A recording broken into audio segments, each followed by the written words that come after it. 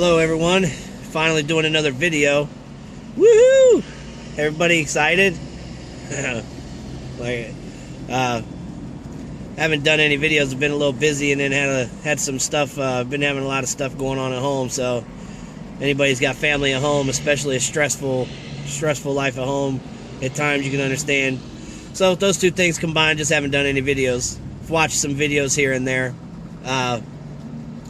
And that's why I'm doing this video. I watched a couple videos lately, and a couple of the topics kind of piqued my interest. Deadheading and then getting into expediting. I just want to touch on those two just a little bit. Like I said, I'm not going to get real in depth here. I'm just going to give my little 2 cents worth. Deadheading,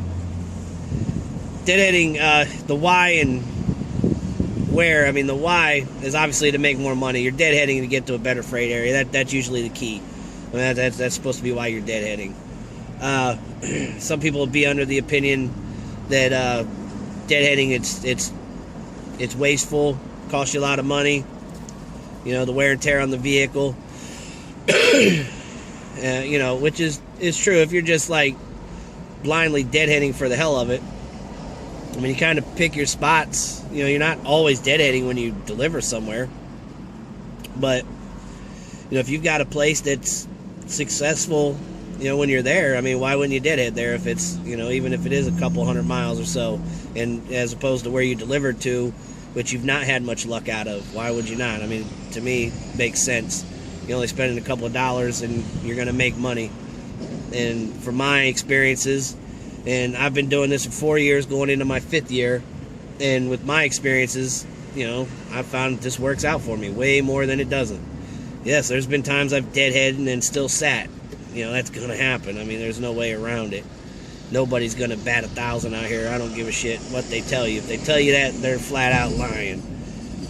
But that's the deadhead. And to figure these places out, you got to have awareness and common sense. If you don't have either one of those, doesn't matter. Doesn't matter what anybody tells you about deadheading. It's not gonna make sense to you. You know, you gotta pay attention with the company you're with, where they do well out of, where they don't do well out of, things of that nature. You know, some of the places I deadhead to, the area might be equal to another spot that's maybe a little less or what have you, but because I like the surrounding area. As far as personally like it, not freight-wise, but because I enjoy the scenery or the city or whatever, you know, that comes into play as far as why I pick a deadhead spot. So, you know, there are many variables in there, but the bottom line is you're deadheading to a better freight area. Now, you know, as far as why else you want to get there, as I said, maybe you like the city better than where you're at. You know, you have more fun. You got a couple of local hangouts that you like to go to, whatever it may be. I mean, so that's the why to deadhead. But like I said, that's where the common sense seems pretty freaking sensible, don't it? I mean, it seems pretty simple. The when, me personally, if I'm deadheading pretty much immediately most of the time. Times I might not deadhead immediately. Say I took one of those, you know, when you take a long run out to a semi-decent place, like, you know, into LA or San Diego or one of the bigger cities in California. You know, you might, if it's the early in the week or the middle of the week, you might want to give it a day or two or what have you. Then deadhead.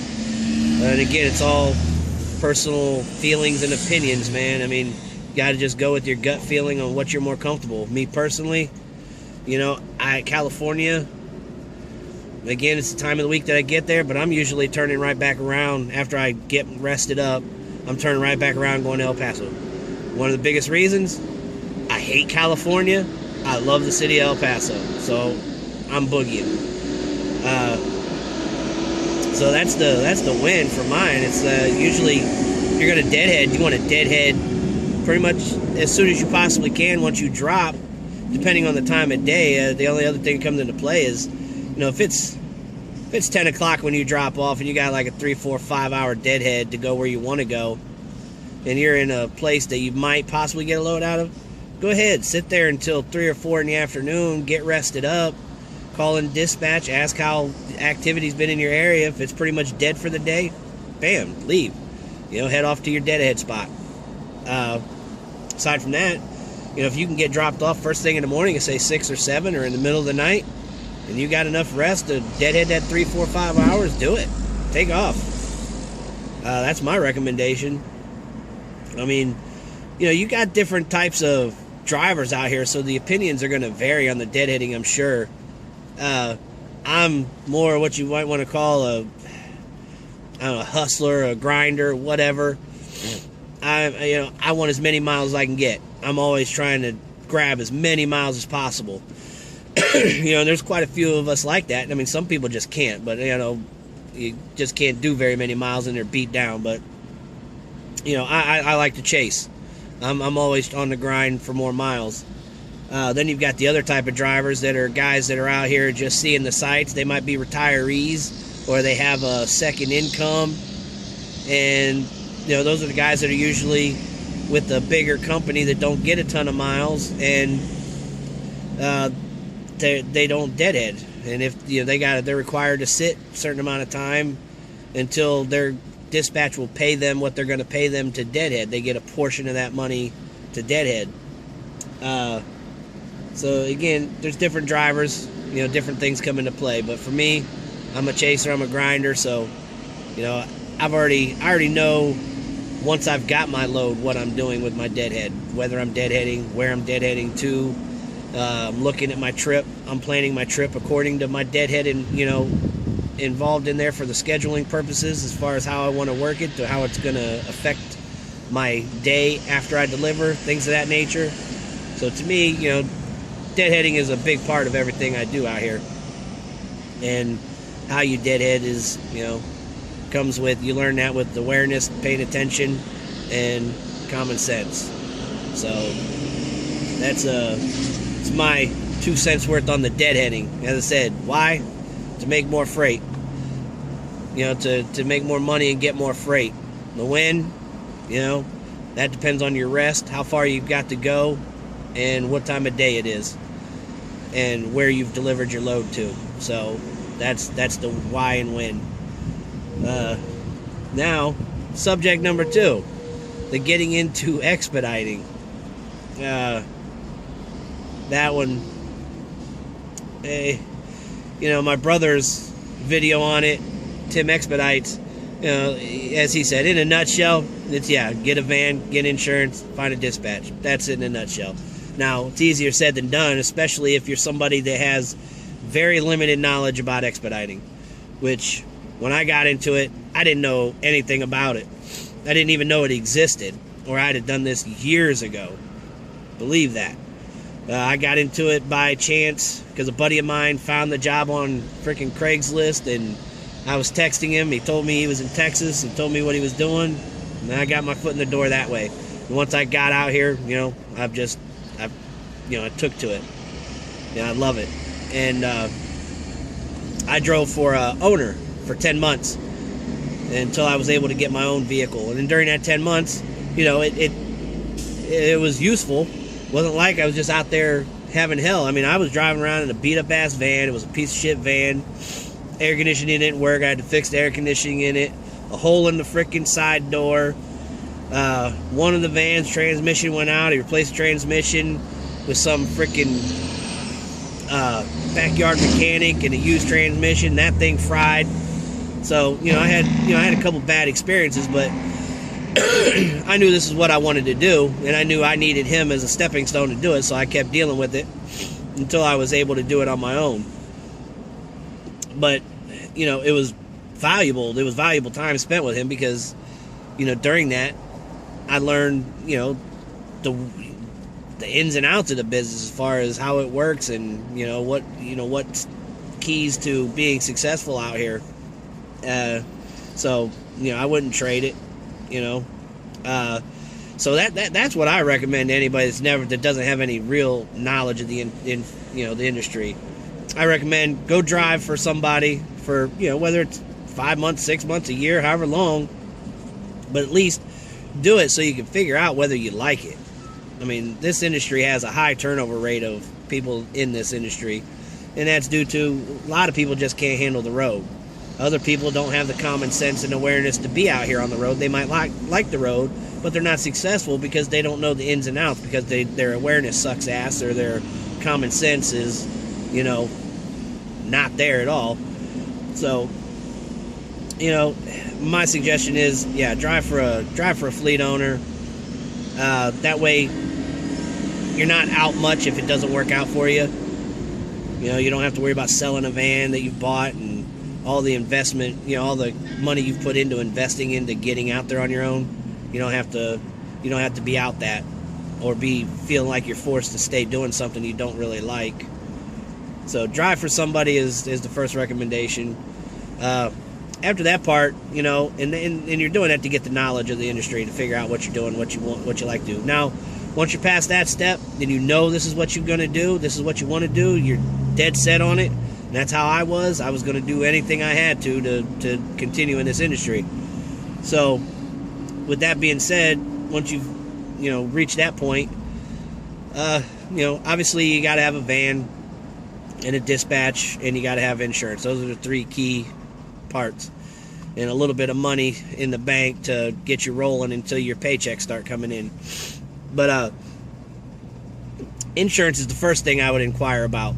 You know, if you got any kind of tickets or anything on your record, driving record, then you definitely need to check into your insurance and see what the costs are going to be, because those are going to rip your mouth out if you've got too much on your record. And it might, you know, that's where it might benefit you again to drive for an owner for a while. You know, let that stuff fall off of your driving record, which is usually 3 to 5 years, and then, you know, get out there and do what you're going to do. Now, if you got past that step, your insurance is feasible, you know, it's doable, it's not ripping your mouth out. Now you start looking into trying to find a van, and at the same time you're looking for you know, a company you're going to lease on with. A lot of people always gravitate towards the big ones because that's what they see and that's what they know. There's plenty of them out there. You know, there's a pretty large list on Expeditorsonline. Those are pretty much the big dogs. And then for all the big dogs, there's probably another 100,000 whatever, you know, thousands or hundreds of smaller places that are out there, dispatches like I'm with.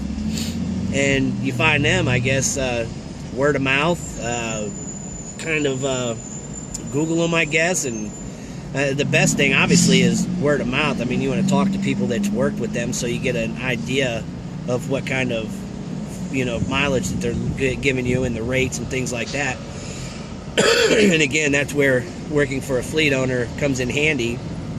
That's the knowledge you're gaining while you're out there. Excuse me, I got a little bit of a cold still lingering. But yeah, after you figured out who you're going to drive for, and then you need to find a van. And again, a van, most places, especially the big ones, they're going to want something like 7 years or newer, I believe, is the guidelines for that. And, you know, it could either be a Sprinter cargo van or a passenger van that is gutted to be a cargo van. Like, I use a passenger van, and for me, the reason being the passenger van, because my credit wasn't the greatest when I got my first van, and it was easier to do a passenger van because they need to do a regular loan as opposed to a cargo van. Then they consider doing it a commercial loan, and it's a lot harder to do. So I got a passenger van, put Reflectix on the windows, you know, pulled up the seats. They're just, you know, bolted down. Take all the seats up, tear the carpet out, and then put everything in place. But after you've got your van, who you're driving for, and your insurance, I mean, you're set to go. I mean, after that, it's all just all the little niceties to take on the road with you. You know, whether you want to build a bunk like, you know, I've got, my brother's got, you want to build shelving, you want to, you know, whether you want to use a cot to sleep on, a mattress to sleep on, just the ground, you know, just the regular floor of the van to sleep on, it doesn't matter. Whether you want to bring tools with you, any kind of outside heater or something. I mean, it just, all the crap thereafter is just, you know, what you want personally. Nothing you need. The only thing you need besides those three main things, you know, some sort of GPS, and I mean, I guess you want some. You'll need some envelopes and some stamps. You know, the pens, paper, those few normal common sense things that you would think you would need. But aside from that, those are the three main things. Get out there and get going. And if you don't know people personally to get information on expediting and the ins and outs of it, there are Facebook pages out there. The one I like the best is the one I'm on most of the time is All in a Day of an Expediter. That's a pretty good one because it's all common folk people. All of us are out there doing this, and everybody's pretty cool. There are several other pages out there, I'm sure, but I mean, this has been the best one by far I found. There's also, and I'm hesitant to say this, even mention these people, because there's some good and bad with them, but Expeditors Online. You go there, and for one, if you're looking for a fleet owner to drive for, they've got classified ads there. They've also got classified ads selling vans too. But there'll be ads in there, fleet owners looking for drivers, vans being sold, like as I said. And they also got forums. They've got a newbies forum that's supposed to be for people that have no knowledge of the industry or just getting into it and have some questions. Now, this is the part of the site that I don't like. And my brother and Crafty Truckers, they're on good terms with Expeditorsonline. Which, as I said, some of it is good.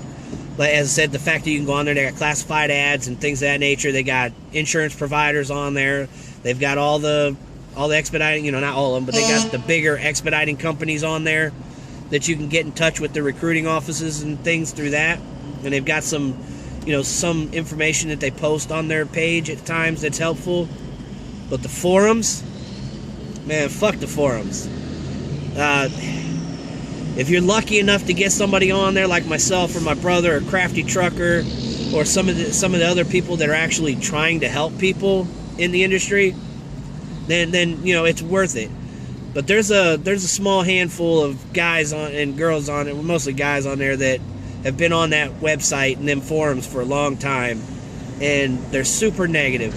They're going to pick you apart. They're not going to try to pick you up. They're going to knock you down. They're going to tell you why you can't do this industry and how stupid you are for getting into this industry, yet here they are making a living in this industry. Biggest one in particular is Turtle. And my brother and Crafty Trucker, if you've seen his video, yeah, I mentioned his sorry ass. He's a piece of shit. But, excuse my language, but this just is what it is. It makes me a little pissed off about them, because you go on there because you're trying to be helpful to people, or you're trying to get help, and all they want to do is tell you why you shouldn't do it. So that's my opinion on the forums. You can go in there, give it a shot, but be forewarned that if you go in there, don't be surprised if they all attack you and make expediting sound like the worst plan you ever freaking thought of in your life. Just remember, there's other pages and stuff out there on Facebook to get information. So don't go to there and then get discouraged, because they will do that to you. So that being said, that's my little 2 cents worth of deadheading, getting into expediting, and trying to obtain a little info here and there on how to the knowledge of expediting. Any questions, as I said, please comment. I want comments, I really do, because that's another part of making these videos, trying to figure out what to say, because I'm not big on getting on here and being all like, oh yes, today in Mr. Rogers' neighborhood we're gonna do this. I'm a regular guy, and I like to bullshit, I like to joke, and I want to be helpful is the main thing. That's my biggest reason for these videos, is to if some other people have information that'll help me, I want to be able to find it on YouTube or talk to them or whatever. And if I have anything to share that helps somebody else, I'm putting it out there, But please, I want comments, because I want some ideas on what to talk about, what videos to make.